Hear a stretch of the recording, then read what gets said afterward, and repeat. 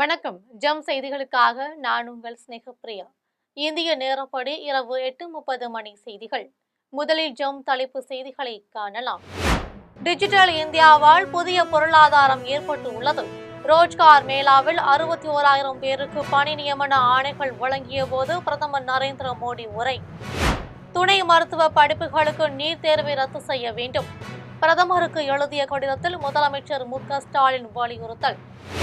அங்கன்வாடி சத்துணவு ஊழியர்களின் கோரிக்கையை நிறைவேற்றிடும் வகையில் அறிவிப்புகளை வெளியிட்ட முதலமைச்சர் மு.க.ஸ்டாலினுக்கு சத்துணவு அங்கன்வாடி பணியாளர்கள் நன்றி தெரிவித்தனர். எங்கள் கூட்டணி சின்னமான குக்கரிலும் விசில் இருக்கிறது. தேசிய ஜனநாயக கூட்டணி வெற்றி பெற வேண்டிய காலகட்டம் என தமிழிசை சவுந்தரராஜன் பேட்டி. இந்தியா மீதான வரியை 25% வரை குறைக்க அமெரிக்கா திட்டம். அமெரிக்க நிதித்துறை அமைச்சர் ஸ்காட் பெசன்ட் பேட்டி. இந்தோனேஷியாவின் ஜாவா தீவில் ஏற்பட்ட நிலச்சரிவில் 8 பேர் உயிரிழப்பு, 82 பேர் மாயம். இனி விரிவான செய்திகளை காணலாம். ரோஜ்கார் மேளாவில் 61,000 பேருக்கு பணி நியமன ஆணைகளை வழங்கிய போது டிஜிட்டல் இந்தியாவால் புதிய பொருளாதாரம் ஏற்பட்டுள்ளது என்று பிரதமர் நரேந்திர மோடி தெரிவித்துள்ளார்.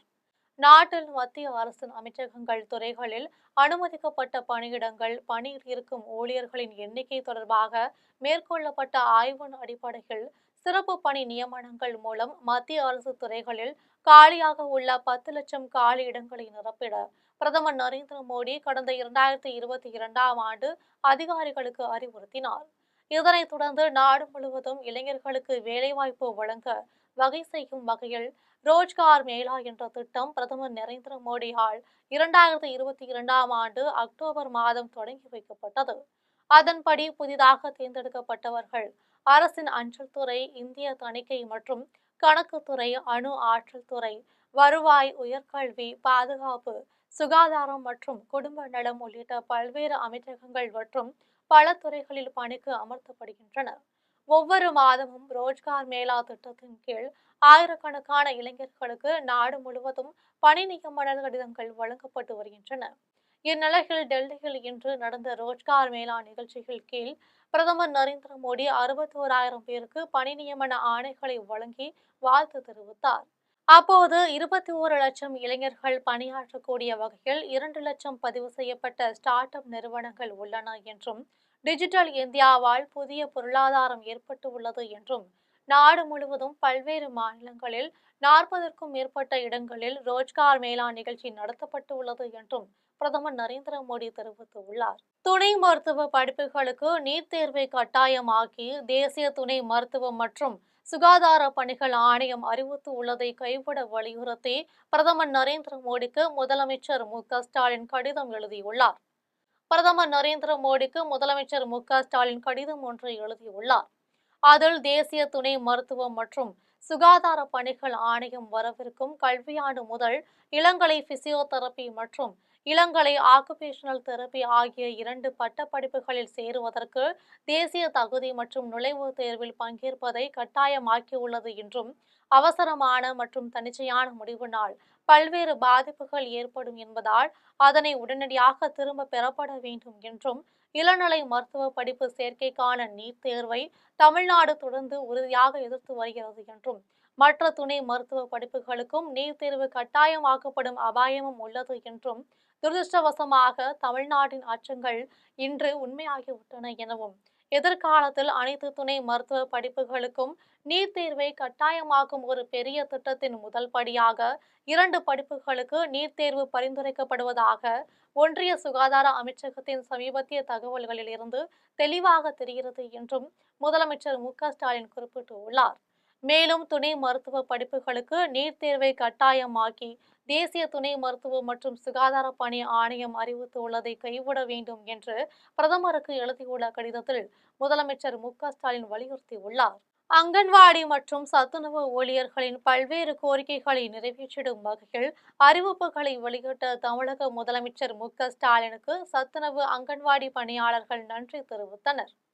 தமிழ்நாடு சட்டமன்ற பேரவையில் ஆளுநர் உரைக்கு நன்றி தெரிவிக்கும் தீர்மானத்தின் மீதான விவாதத்திற்கு பதிலளித்து தமிழ்நாடு முதலமைச்சர் மு.க.ஸ்டாலின் உரையாற்றினார். அப்போது சத்துணவு அமைப்பாளர்கள், அங்கன்வாடி பணியாளர்கள், கிராம ஊராட்சி செயலர்களுக்கான ஓய்வூதியம் ரூபாய் 2000 இருந்து 3400 பணி நிறைவின் போது வழங்கப்படும் ஒட்டுமொத்த தொகை 1,00,000 ரூபாயில் இருந்து 2,00,000 ரூபாயாகவும் உயர்த்தி வழங்கப்படும் என்றும், குறு அங்கன்வாடி பணியாளர்கள் மற்றும் வன களப்பணியாளர்களுக்கான சிறப்பு ஓய்வூதியம் 2000 இருந்து 3200 பணி நிறைவின் போது அவர்களுக்கு வழங்கப்படும் ஒட்டுமொத்த தொகை 1,00,000 இருந்து 2,00,000 உயர்த்தி வழங்கப்படும் என்றும், அங்கன்வாடி உதவியாளர்கள், சமையலர்கள், சமையல் உதவியாளர்கள் மற்றும் தூய்மை பணியாளர்களுக்கான சிறப்பு ஓய்வூதியம் 2000 இருந்து 3000 பணி நிறைவின் போது அவர்களுக்கு வழங்கப்படும் ஒட்டுமொத்த தொகை 50,000 இருந்து 1,00,000 உயர்த்தி வழங்கப்படும் என்றும், சிறப்பு ஓய்வூதியம் பெற்று வரும் சத்துணவு அமைப்பாளர்கள், அங்கன்வாடி பணியாளர்கள், கிராம ஊராட்சி செயலர்கள் இறந்துவிட்டால் அவர்களுடைய குடும்பத்திற்கு குடும்ப ஓய்வூதியமாக 1,200 ரூபாயும், மேலும் சிறப்பு ஓய்வூதியம் பெற்று வரும் குறு அங்கன்வாடி பணியாளர்கள் மற்றும் வன களப்பணியாளர்கள் உள்ளிட்ட இதர சிறப்பு காலமுறை ஊதிய பணியாளர்கள் இறந்துவிட்டால் அவர்களுக்கு குடும்பத்திற்கு குடும்ப ஓய்வூதியமாக 1,100 ரூபாயும் வழங்கப்படும் எனவும், சிறப்பு ஓய்வூதியம் பெற்று வரும் மேற்கூறிய பணியாளர்கள் உயிரிழக்க நேரிட்டால் இறந்த பணியாளர்களின் இறுதி சடங்கு செலவினங்களுக்கு ரூபாய் 20,000 வழங்கப்படும் என்றும் சட்டப்பேரவையில் முதலமைச்சர் மு.க.ஸ்டாலின் அறிவித்தார். இந்நிலையில் அங்கன்வாடி மற்றும் சத்துணவு ஊழியர்களின் பல்வேறு கோரிக்கைகளை நிறைவேற்றிடும் வகையில் அறிவிப்புகளை வெளியிட்டமைக்காக தமிழ்நாடு முதலமைச்சர் மு.க.ஸ்டாலினை இன்று தலைமைச் செயலகத்தில் தமிழ்நாடு அங்கன்வாடி பணியாளர்கள் உதவியாளர்கள் முன்னேற்ற சங்கம், தமிழ்நாடு அங்கன்வாடி பணியாளர்கள் உதவியாளர்கள் நலசங்கம், தமிழ்நாடு சமூக நலத்துறை அங்கன்வாடி பணியாளர்கள் மற்றும் உதவியாளர்கள் ஒன்றியம், தமிழ்நாடு ஒருங்கிணைந்த சத்துணவு பணியாளர்கள் பேரவை உள்ளிட்ட பல்வேறு சங்கத்தினர் மற்றும் பல்வேறு அமைப்பினர் சந்தித்து நன்றி தெரிவித்தனர். எங்கள் கூட்டணி சின்னமான குக்கரிலும் விசில் இருக்கிறது என்றும், தேசிய ஜனநாயக கூட்டணி வெற்றி பெற வேண்டிய காலகட்டம் இது என்றும் தமிழிசை சவுந்தரராஜன் தெரிவித்துள்ளார். தமிழக பாஜக முன்னாள் தலைவர் தமிழிசை சவுந்தரராஜன் சென்னையில் இன்று செய்தியாளர்களை சந்தித்து பேசினார். அப்போது தமிழக மக்களுக்கான விரிவான தேர்தல் அறிக்கையை தயாரிப்பதற்கான திட்டத்தை நாங்கள் ஏற்படுத்தியிருக்கிறோம் என்றும், இதில் மக்களின் பங்களிப்பு முழுமையாக இருக்கும். பாஜக மக்களுக்கான கட்சி. எங்கள் தேர்தல் அறிக்கையை எல்லா பிரிவினரும் வளர்ச்சி அடையக்கூடிய, பலனடையக்கூடியதாக இருக்கும் என்றும் தமிழிசை சவுந்தரராஜன் தெரிவித்தார். மேலும் முதலமைச்சர் மு.க.ஸ்டாலின் நேற்று வெளியிட்ட பதிவில் டபுள் இன்ஜின் அரசை டப்பா இன்ஜின் என்று விமர்சித்திருந்தார். அதற்கு பதிலளித்த அவர், பாஜக ஆட்சியில் இருக்கும் மாநிலங்களில் எல்லாம் டபுள் இன்ஜின் மட்டுமல்ல, மாநகராட்சி தேர்தல்களிலும் வெற்றி பெற்று ட்ரிபிள் இன்ஜினாக இயங்கிக் கொண்டிருக்கிறது என்றும், ஆனால் திமுக தான் ட்ரபிள் இன்ஜினாக இருந்து கொண்டிருக்கிறது என்றும் தமிழிசை சவுந்தரராஜன் தெரிவித்தார். மேலும் அங்கன்வாடி ஊழியர்கள், செவிலியர்கள், மருத்துவர்கள், துப்புரவு தொழிலாளர்கள், சத்துணவு பணியாளர்கள் என அனைவரும் போராட்டம் நடத்தி கொண்டிருக்கிறார்கள் எனவும், மத்திய அரசு தமிழ்நாட்டை புறக்கணிக்கிறது என்று முதலமைச்சர் தொடர்ந்து சொல்லிக் கொண்டிருக்கிறார்.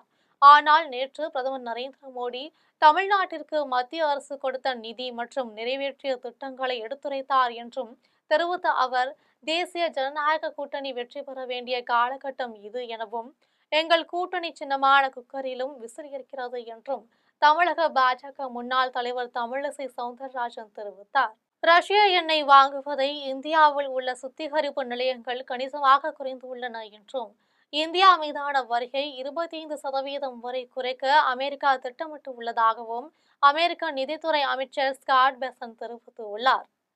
அமெரிக்க அதிபர் டொனால்ட் ட்ரம்ப் கடந்த ஆண்டு பிப்ரவரி மாதம் இந்தியா, சீனா உள்ளிட்ட 75க்கும் மேற்பட்ட நாடுகள் மீது பரஸ்பர வரிகளை விதித்தார். அமெரிக்கா மீது இந்தியா அதிக வரி விதிப்பதாக கூறி இந்திய பொருட்களுக்கு 25% வரி விதித்தார். மேலும் ரஷ்யாவிடமிருந்து கச்சா எண்ணெய் வாங்குவதற்கு எதிர்ப்பு தெரிவித்து இந்தியா மீதான வரியை 50% உயர்த்தினார். இதற்கு இந்தியா கடும் எதிர்ப்பு தெரிவித்தது. இதற்கிடையே ரஷ்யாவிடமிருந்து கச்சா எண்ணெய் வாங்குவதை இந்தியா கணிசமாக குறைத்துள்ளதாகவும், விரைவில் வர்த்தக ஒப்பந்தம் ஏற்படும் என்றும் ட்ரம்ப் தெரிவித்தார். இந்நிலையில் அமெரிக்க நிதித்துறை அமைச்சர் ஸ்காட் பெசன்ட் செய்தியாளர்களை சந்தித்து பேசினார். அப்போது ரஷ்ய எண்ணெயை வாங்கியதற்காக இந்தியா மீது கூடுதலாக 25% வரி விதித்தோம்.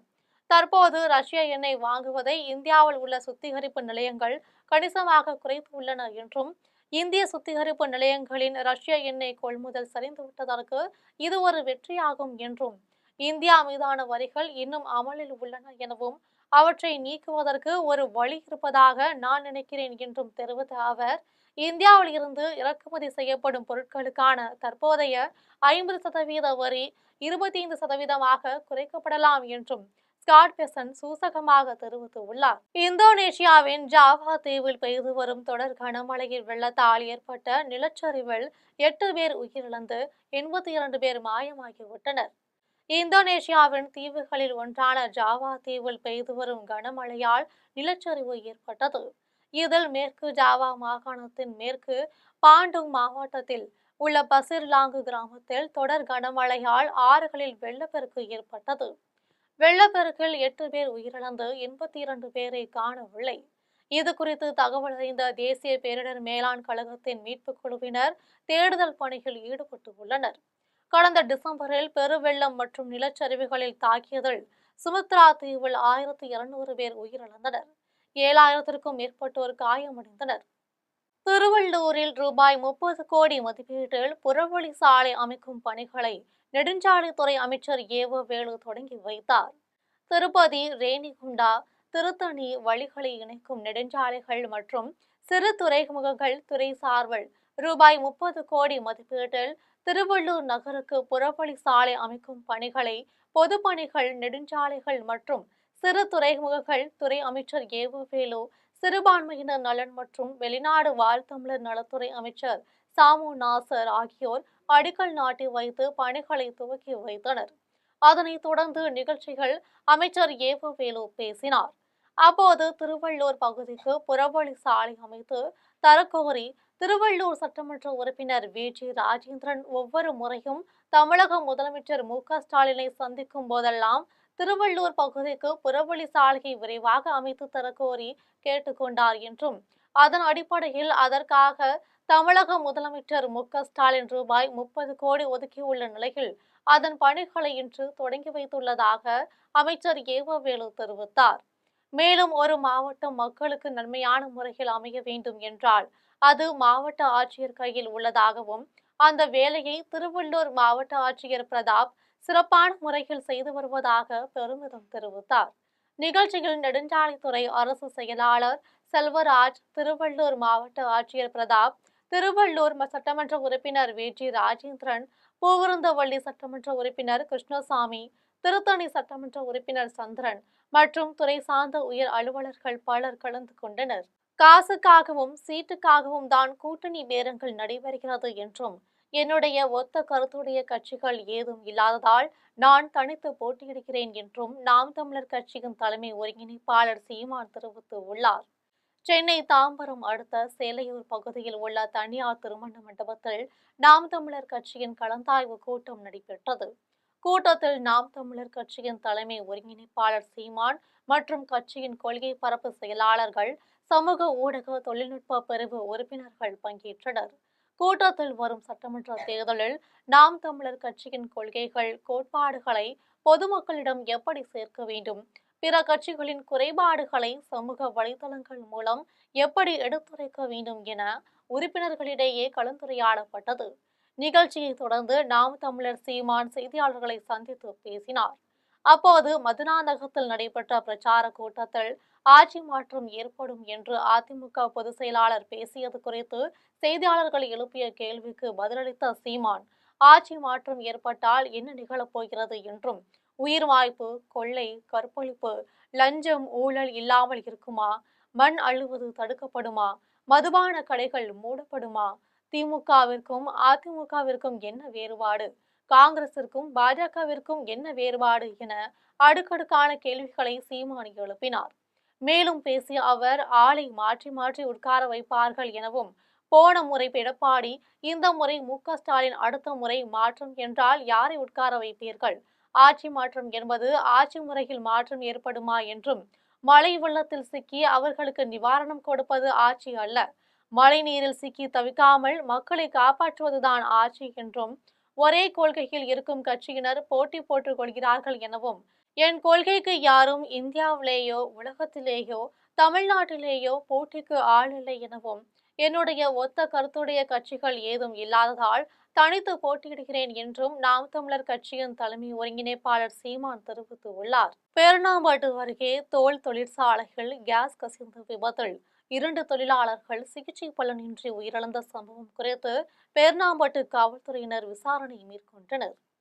வேலூர் மாவட்டம் பேர்ணாம்பட்டு அடுத்த பக்காளப்பள்ளி பகுதியில் செயல்பட்டு வரும் அஜன் பாஷா என்பவருக்கு சொந்தமான தோல் தொழிற்சாலையில் இன்று வழக்கம் போல் பணியாளர்கள் வேலைக்கு சென்றனர். இந்நிலையில் எதிர்பாராத விதமாக தொழிற்சாலையில் வாயு இயந்திரத்திலிருந்த கேஸ் கசிந்ததால் வேலை செய்து கொண்டிருந்த பேர்ணாம்பட்டு பகுதியைச் சேர்ந்த ஷேக் அலி, ஜமால் பாஷா ஆகிய இருவரும் மயங்கி விழுந்தனர்.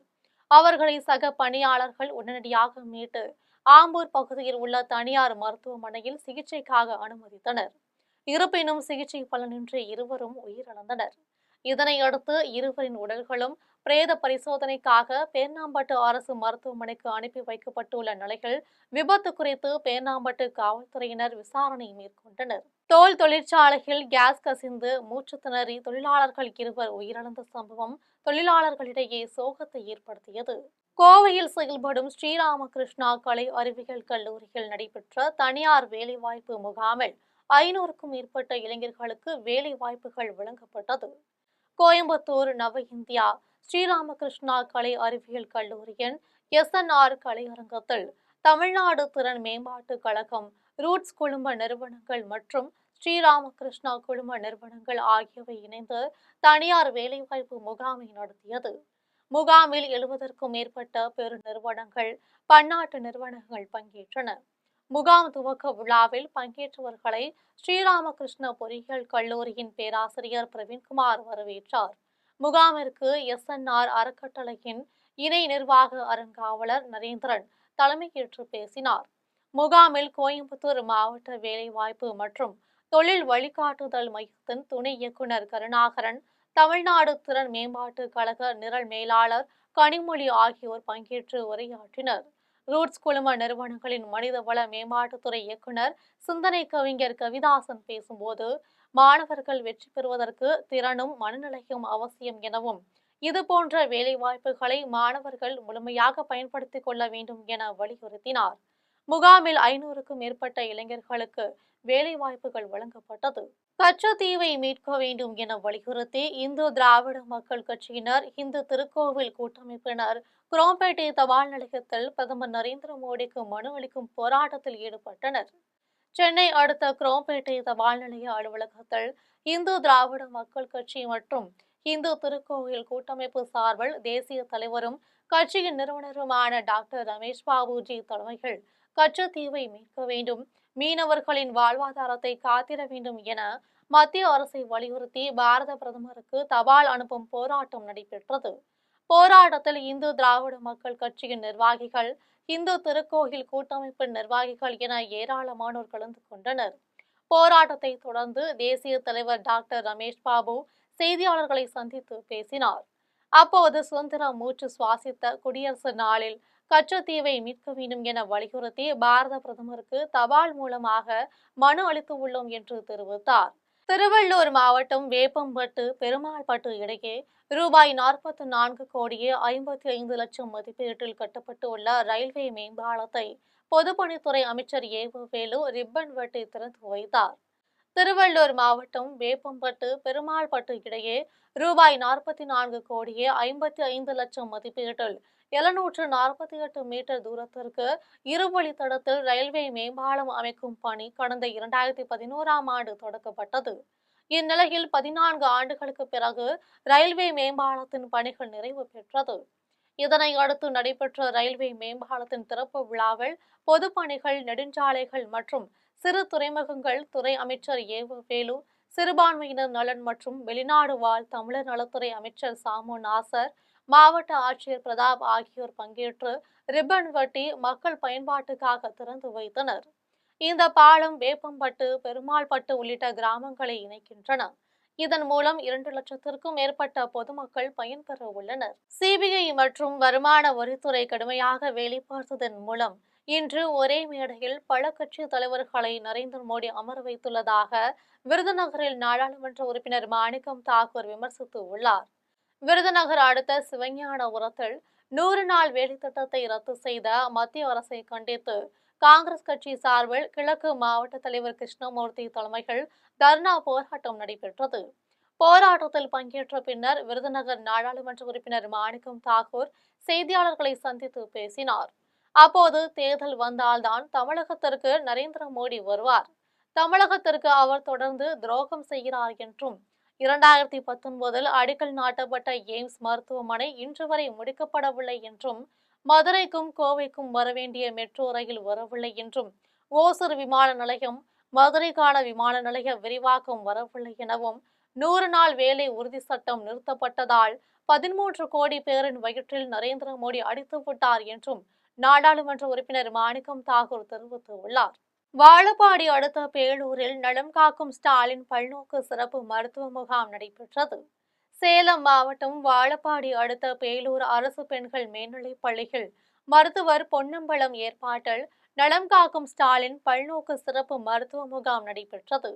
முகாமிற்கு வாழப்பாடி வடக்கு ஒன்றிய திமுக செயலாளர் சக்கரவர்த்தி தலைமை தாங்கினார். நகர செயலாளர் சுப்பிரமணி, பேரூராட்சி தலைவர் ஜெய்செல்வி பாலாஜி முன்னிலை வகித்தார். முகாமை வாழப்பாடி வட்டாட்சியர் ஜெயந்தி, வட்டார வளர்ச்சி அலுவலர் அனுராதா, வட்டார வளர்ச்சி கிராம அலுவலர் ஜெயா ஆகியோர் மருத்துவ முகாமை ஆய்வு செய்தனர். முகாமில் மருத்துவ குழுவினர் பங்கேற்று பொதுமக்களுக்கு சர்க்கரை நோய், இரத்த அழுத்தம், பொது மருத்துவம், கண், காது, மூக்கு, தொண்டை, மகப்பேறு, பல் சிகிச்சை ஆகியவற்றிற்கு சிகிச்சை அளித்தனர். மேலும் ஊட்டச்சத்து குறித்து ஆலோசனை வழங்கினர். முகாமில் வாழப்பாடி வட்டாட்சியர் ஜெயந்தி மருத்துவ சிகிச்சை செய்து கொண்டார். முகாமில் ராமகிருஷ்ணன், ஜெகதீஷ், பன்னீர்செல்வம், அரசு ஒப்பந்ததாரர் KC மாதையன், கிருஷ்ணமூர்த்தி, விவேக் என ஏராளமான திமுக நிர்வாகிகள் கலந்து கொண்டனர். தமிழ்நாடு மின்வாரிய ஜனதா தொழிலாளர்கள் சங்கம் சார்பில் மாநில செயற்குழு மற்றும் காஞ்சிவட்ட பொதுக்குழு கூட்டம் தனியார் சமுதாய கூடத்தில் நடைபெற்றது. காஞ்சிபுரம் மாநகராட்சி காமராஜர் சாலை பகுதியில் தனியார் சமுதாய கூடத்தில் தமிழ்நாடு மின்வாரிய ஜனதா தொழிலாளர் சங்கத்தின் சார்பில் மாநில செயற்குழு கூட்டமும் காஞ்சிவட்ட பொதுக்குழு கூட்டமும் நடைபெற்றது. மாநில செயற்குழு கூட்டத்திற்கு மாநில தலைவர் ரஃபி தலைமையில் நடைபெற்றது. கூட்டத்திற்கு மாநில அமைப்பு செயலாளர் முத்துராமன் முன்னிலை வகித்தார்.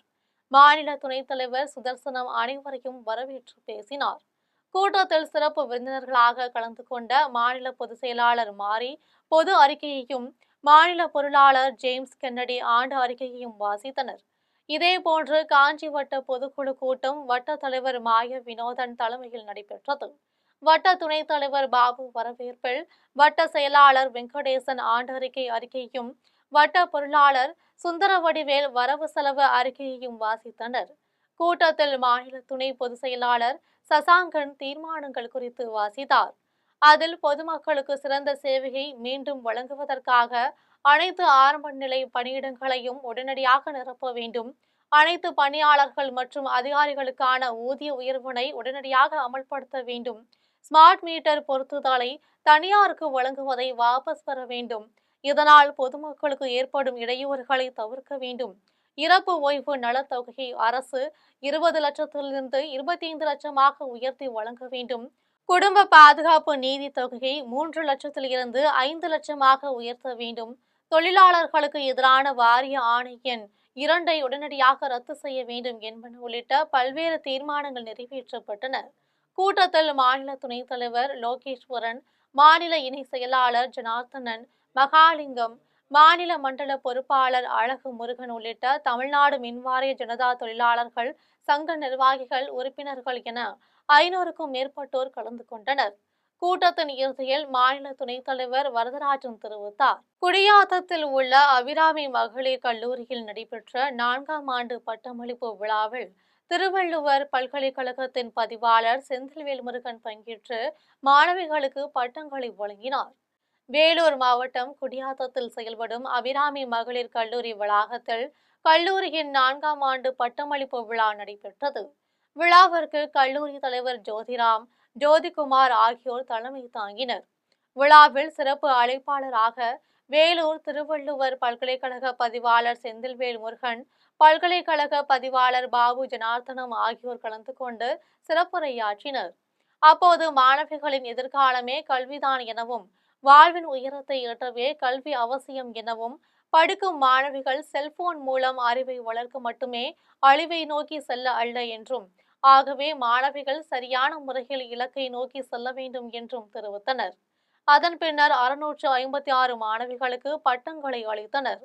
இதில் கல்லூரி பேராசிரியர்கள், மாணவிகள், பெற்றோர்கள் என பலர் கலந்து கொண்டனர். தஞ்சாவூர் செங்கிப்பட்டியில் முதலமைச்சர் மு.க.ஸ்டாலின் தலைமையில் வரும் 26ஆம் தேதி நடைபெறும் வெல்லும் தமிழ் பெண்கள் மாநாட்டில் மகளிர் அணியினர் பெருந்திரளாக கலந்து கொள்ள வேண்டும் என முட்லூரில் நடைபெற்ற ஆலோசனைக் கூட்டத்தில் தீர்மானம் நிறைவேற்றப்பட்டது.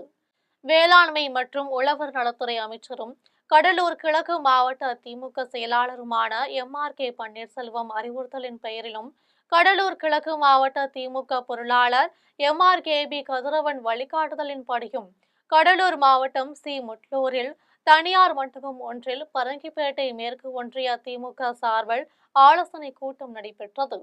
கூட்டத்தில் மேற்கு ஒன்றிய செயலாளர் டாக்டர் மனோகர் தலைமை தாங்கினார். முன்னாள் ஒன்றிய பெருந்தலைவர் கருணாநிதி முன்னிலை வகித்தார். கூட்டத்தில் தஞ்சாவூர் செங்கிப்பட்டிகள் முதலமைச்சர் மு.க.ஸ்டாலின் தலைமையில் வரும் 26ஆம் தேதி நடைபெறும் வெல்லும் தமிழ் பெண்கள் மாநாட்டில் மகளிர் அணியினர் பெருந்திரளாக கலந்து கொள்ள வேண்டும். பிப்ரவரி மாதம் 11ஆம் தேதி படப்பையில் கழக தலைவர் தளபதி மு.க.ஸ்டாலின் தலைமையில் நடைபெறும் பாக முகவர்கள், பாக நிலைக்குழு முகவர்கள், பூத் டிஜிட்டல் ஏஜென்ட்கள் மாநாட்டில் அனைவரும் கலந்து கொள்ள வேண்டும். சிதம்பரத்தில் உழவர் நலத்துறை அமைச்சர் எம்.ஆர்.கே. பன்னீர்செல்வம் தலைமையில் நடைபெறும் மொழிப்போர் தியாகங்களின் வீரவணக்க நாள் பொதுக்கூட்டத்திற்கு பெருந்திரளாக கலந்து கொள்ள வேண்டும். திமுக அரசின் சாதனைகளை பிப்ரவரி 1ஆம் தேதி முதல் மார்ச் 8ஆம் தேதி வரை மகளிர் அணியினர் வீடு வீடாக சென்று பிரச்சாரம் செய்ய வேண்டும் என்பன உள்ளிட்ட பல்வேறு தீர்மானங்கள் நிறைவேற்றப்பட்டது. கூட்டத்தில் ஒன்றிய துணை செயலாளர் சதா இளவரசு, செல்வகுமார், விஜயலட்சுமி, மாவட்ட மாணவர் அணி அமைப்பாளர் அப்பு, நிர்வாகிகள் மஞ்சுளா, சரசு, ஓட்டுநர் அணி மாவட்ட துணை செயலாளர் வெங்கடேசன், இளைஞர் அணி அமைப்பாளர் நடராசன், செந்தில்ராஜா, கட்சியின் சார்பு அணி நிர்வாகிகள் பலர் கலந்து கொண்டனர். தேனி மாவட்டம் பெரியகுளம் மதுரை சாலைகள் இரவு நேரங்களில் காவல்துறையினர் ரோந்து பணியில் ஈடுபடாததால் திருட்டு சம்பவங்கள் நடைபெறுவதாக பொதுமக்கள் மற்றும் சமூக ஆர்வலர்கள் தெரிவித்துள்ளனர். தேனி மாவட்டம் பெரியகுளம் மதுரை சாலைகள் கும்பக்கரை பிரிவு அருகே குணமுத்து என்பவர் தனது வீட்டின் அருகே பெட்டிக்கடை வைத்து வியாபாரம் செய்து வருகிறார். இந்நிலையில் இரவு நேரத்தில் உறங்கிவிட்டு மறுநாள் காலையில் கடையை வந்து பார்த்தபோது கடையின் பூட்டை உடைத்து கடையில் இருந்த ரூபாய் 30,000ஐயும் 10,000 மதிப்பிலான இதர பொருட்களையும் மர்ம நபர்கள் கொள்ளையடித்து சென்றதை கண்டு அதிர்ச்சி அடைந்தார். இதனை அடுத்து பெரியகுளம் வடகரை காவல் நிலையத்தில் குணமுத்து புகார் அளித்துள்ளார். இதேபோன்று அதே பகுதியில் முத்துராஜா என்பவரின் பெட்டி கடையை உடைத்து ரூபாய் 20,000-உடன் செல்போன் மற்றும் ரூபாய் 10,000 மதிப்பிலான இதர பொருட்களையும், செல்வ கணேஷின் பெட்டி கடைகள் சிகரெட், பீடி உள்ளிட்ட பொருட்களையும் மர்ம நபர்கள் கொள்ளையடித்து சென்றனர். இதனால் வியாபாரிகள் அச்சத்தில் உள்ளனர். இது தொடர்பாக குணமுத்து, செல்வ கணேஷ், முத்துராஜா ஆகியோர் வடகரை காவல் நிலையத்தில் அளித்த புகாரின் பெயரில் காவல்துறையினர் வழக்கு பதிவு செய்து மர்ம நபர்களை காவல்துறையினர் தேடி வருகின்றனர். இதனிடையே காவல்துறையினர் இரவு நேரங்களில் முறையாக ரோந்து பணிக்கு செல்லாததால் இதுபோன்ற திருட்டு சம்பவம் அதிக அளவில் நடைபெற்று வருவதாக பொதுமக்கள் மற்றும் சமூக ஆர்வலர்கள் தெரிவித்துள்ளனர். நீதியை நிலைநாட்ட தமிழுக்கு தியாகம் செய்த நகர் மதுரை என்றும், இன்று நீதி கேட்டு சென்னை உயர்நீதிமன்ற கிளையில் மதுரை அமர்ந்திருப்பது இன்னமும் கூடுதல் பெருமை சேர்க்கிறது என்றும் மதுரையில் நடைபெற்ற பன்னாட்டு கருத்தரங்கில் உச்சநீதிமன்ற நீதிபதி மகாதேவன் தெரிவித்தார். மதுரையில் நடைபெற்ற பன்னாட்டு கருத்தரங்கில் உச்சநீதிமன்ற நீதிபதி மகாதேவன் பங்கேற்று உரையாற்றினார்.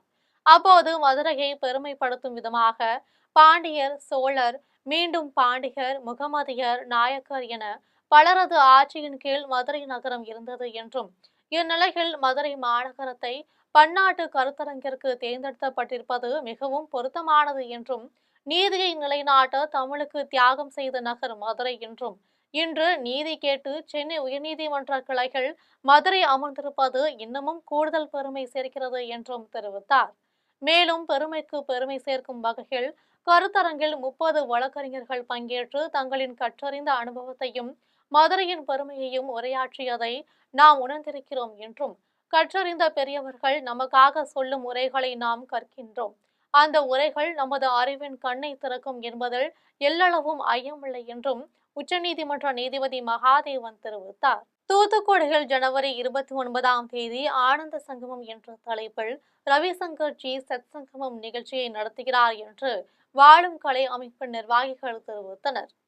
உலகம் முழுவதும் விருந்து உள்ள வாழும் கலை அமைப்பின் நிறுவனர் ஸ்ரீ ஸ்ரீ ரவிசங்கர் ஜி நடத்துகின்ற மகா சத் சங்கமம் தூத்துக்குடியில் ஜனவரி 29ஆம் தேதி நடைபெற உள்ளது. இது குறித்து அமைப்பின் நிர்வாகிகள் செய்தியாளர்களை சந்தித்து பேசினர். அப்போது உலகம் முழுவதிலும் 180 நாடுகளில் உள்ள மக்களிடம் ஜாதி மத வேறுபாடின்றி வாழும் கலை பயிற்சி மூலமாக மாற்றத்தை ஏற்படுத்தி கொண்டிருக்கிற மனிதநேய பண்பாளர் ஆன்மீக தலைவர் வாழும் கலை பயிற்சி நிறுவனர் ரவிசங்கர்ஜி என்று தெரிவித்தனர். மேலும் 2026ஆம் ஆண்டு ஜனவரி 29ஆம் தேதி தூத்துக்குடியில் செயல்படும் காமராஜ் கல்லூரி வளாகத்தில் ஆனந்த சங்கமம் என்ற தலைப்பில் ரவிசங்கர்ஜி சத் சங்கமம் நிகழ்ச்சியை நடத்துகிறார் என்றும், மக்களின் வாழ்வில் துன்பம், பயம், மன அழுத்தம் நீங்கி உடல் ஆரோக்கியம், மன ஆரோக்கியம் அடைய வேண்டும் என்பதற்காக மகா சத் சங்கமத்திற்கு ஏற்பாடு செய்யப்பட்டுள்ளது என்றும், இதற்காக 15 ஆண்டுகளுக்கு பிறகு 4 நாட்கள் பயணமாக வாழும் கலை தியான மையத்தின் நிறுவனர் ரவிசங்கர்ஜி தூத்துக்குடிக்கு வருகிறார் என்றும், நிகழ்ச்சியில் 10,000 பேர் கலந்து கொள்வார்கள் என எதிர்பார்க்கப்படுகிறது என்றும் வாழும் கலை அமைப்பின் நிர்வாகிகள் தெரிவித்தனர். காங்கிரஸ் கட்சியின் ஈரோடு வடக்கு மாவட்ட தலைவராக பதவியேற்கும் உதயகுமாருக்கு ஏராளமான நிர்வாகிகளும் தொண்டர்களும் பொன்னாடை அணிவித்து வாழ்த்துக்களை தெரிவித்தனர். ஈரோடு மாவட்டம் கோபிச்செட்டிப்பாளையம் காங்கிரஸ் கட்சி அலுவலகத்தில் ஈரோடு வடக்கு மாவட்ட தலைவராக நியமிக்கப்பட்டுள்ள உதயகுமாரின் பதவியேற்பு விழா முன்னாள் மாவட்ட தலைவர் சரவணன் தலைமையில் நடைபெற்றது. விழாவில் 100க்கும் மேற்பட்ட நிர்வாகிகளும் தொண்டர்களும் கலந்து கொண்டு காந்தி சிலைக்கு மாலை அணிவித்து மலர் தூவி மரியாதை செலுத்தினர். அதனை அடுத்து ஏராளமான நிர்வாகிகளும் தொண்டர்களும் புதிய மாவட்ட தலைவராக பொறுப்பேற்றுள்ள உதயகுமாருக்கு பொன்னாடை அணிவித்து வாழ்த்துக்களை தெரிவித்தனர். இதில் முன்னாள் நகர்மன்ற தலைவர் நல்லசாமி, நகர தலைவர் மாரிமுத்து, செய்தி தொடர்பாளர் கோதண்டம் உட்பட காங்கிரஸ் கட்சியின் நிர்வாகிகள் பலர் கலந்து கொண்டனர். திருவள்ளூரில் அமைந்துள்ள ஸ்ரீ வைத்திய வீரராகவ பெருமாள் திருக்கோவிலில் தை மாத பிரம்மோற்சவ விழாவின் 9ஆம் நாளான இன்று திருக்குளத்தில் தீர்த்தவாரி நிகழ்ச்சி வெகு விமர்சையாக நடைபெற்றது. 108 திவ்ய தேசங்களில் ஒன்றாக போற்றப்படுகின்ற வைணவ தலமாக விளங்குகின்ற திருவள்ளூரில் அமைந்துள்ள ஸ்ரீ வைத்திய வீரராகவ பெருமாள் திருக்கோயிலில் தை மாத பிரம்மோற்சவ திருவிழாவை முன்னிட்டு கடந்த 15ஆம் தேதி கொடியேற்றம் நடைபெற்றது. அதனைத் தொடர்ந்து 17ஆம் தேதி கருட சேவையும் 21ஆம் தேதி தேரோட்டமும் நடைபெற்றது. அதனைத் தொடர்ந்து தினந்தோறும் காலை மாலை வேளைகளில் ஸ்ரீதேவி பூதேவி சமேதராக உற்சவர் வீரராகவ பெருமாள் வீதி உலா வந்து பக்தர்களுக்கு அருள் பாலித்தார். அதனை அடுத்து 9ஆம் நாளான இன்று கோவிலில் உள்ள ஹருத்யாப நாசினி குளத்தில் தீர்த்தவாரி நிகழ்ச்சி நடைபெற்றது. முன்னதாக சிறப்பு பூஜைகள் நடைபெற்றதை அடுத்து உற்சவர் வீரராகவர் சக்கரத்தாழ்வார் 3 முறை குளத்தில் மூழ்கி பக்தர்களுக்கு அருள் பாலித்தனர். அதன் பின்னர் தீர்த்தவாரிகள் புனித நீராடினால் செய்த பாவங்கள் நீங்கும் என்ற ஐதீகம் உள்ளதால் ஏராளமானோர் திருக்குளத்தில் நீராடி ஸ்ரீதேவி பூதேவி சமேத வீரராகவ பெருமாளை வழிபட்டனர். கோவில் குளம் ஆழமாக உள்ளதால் அசம்பாவித சம்பவங்கள் ஏற்படாமல் தடுக்க காவல்துறையினர் மற்றும் தீயணைப்பு மீட்பு குழுவினர் குளத்தை சுற்றிலும் பாதுகாப்பு பணியில் ஈடுபட்டனர். செய்யாறில் அமைந்துள்ள வேதபுரீஸ்வரர் ஆலயத்தில் பிரம்மோற்சவ விழாவை முன்னிட்டு 63 நாயன்மார்கள் புறப்பாடு நிகழ்ச்சி வெகு விமர்சையாக நடைபெற்றது. தொண்டை மண்டலத்தில் 8வது திருத்தலமாகவும் திருஞான சம்பந்தர் பாடல் பாடப்பட்ட திருத்தலமாகவும் திருவண்ணாமலை மாவட்ட செய்யாறில் வேதபுரீஸ்வரர் பாலகு ஜாம்பிகை திருக்கோவில் அமைந்துள்ளது. இக்கோவிலில் தை மாத திருவிழாவை முன்னிட்டு கடந்த 19ஆம் தேதி கொடியேற்றப்பட்டு 10 நாட்கள் திருவிழா நடைபெற்று வருகிறது. 6ஆம் நாள் விழாவில் 63 நாயன்மார்கள் புறப்பாடு விழா சிறப்பாக நடைபெற்றது. விழாவில் குழந்தைகள் சிவனடியார்கள் வேடமிட்டு நாயன்மார்களுடன் ஊர்வலமாக வந்தனர். சிவ தொண்டர்கள் பக்தி பெருக்குடன் சிவபுராண பாடல்களை பாடியபடி 63 நாயன்மார்களை ஊர்வலமாக மாட வீதிகளில் அழைத்து சென்றனர். விழாவிற்கான ஏற்பாடுகளை கோயில் நிர்வாகத்தினர் சிறப்பாக செய்திருந்தனர். மீண்டும் ஜெம் தலைப்பு செய்திகள். டிஜிட்டல் இந்தியாவால் புதிய பொருளாதாரம் ஏற்பட்டு உள்ளது. ரோஜ்கார் மேளாவில் 61,000 பேருக்கு பணி நியமன ஆணைகள் வழங்கிய போது பிரதமர் நரேந்திர மோடி உரை. துணை மருத்துவ படிப்புகளுக்கு நீட் தேர்வை ரத்து செய்ய வேண்டும். பிரதமருக்கு எழுதிய கடிதத்தில் முதலமைச்சர் மு.க.ஸ்டாலின் வலியுறுத்தல். அங்கன்வாடி சத்துணவு ஊழியர்களின் கோரிக்கையை நிறைவேற்றிடும் வகையில் அறிவிப்புகளை வெளியிட்ட முதலமைச்சர் மு.க.ஸ்டாலினுக்கு சத்துணவு அங்கன்வாடி பணியாளர்கள் நன்றி தெரிவித்தனர். எங்கள் கூட்டணி சின்னமான குக்கரிலும் விசில் இருக்கிறது. தேசிய ஜனநாயக கூட்டணி வெற்றி பெற வேண்டிய காலகட்டம் என தமிழிசை சவுந்தரராஜன் பேட்டி. இந்தியா மீதான வரியை 25% வரை குறைக்க அமெரிக்கா திட்டம். அமெரிக்க நிதித்துறை அமைச்சர் ஸ்காட் பெசன்ட் பேட்டி. இந்தோனேஷியாவின் ஜாவா தீவில் ஏற்பட்ட நிலச்சரிவில் 8 பேர் உயிரிழப்பு, 82 பேர் மாயம். இத்துடன் ஜெம் செய்திகள் நிறைவடைகின்றன. மீண்டும் ஜெம் செய்திகள் இரவு 12 மணிக்கு. உடனுக்குடன் செய்திகளை காண gemlive.tv என்ற இணையதளத்தில் இணைந்திருங்கள். நன்றி, வணக்கம்.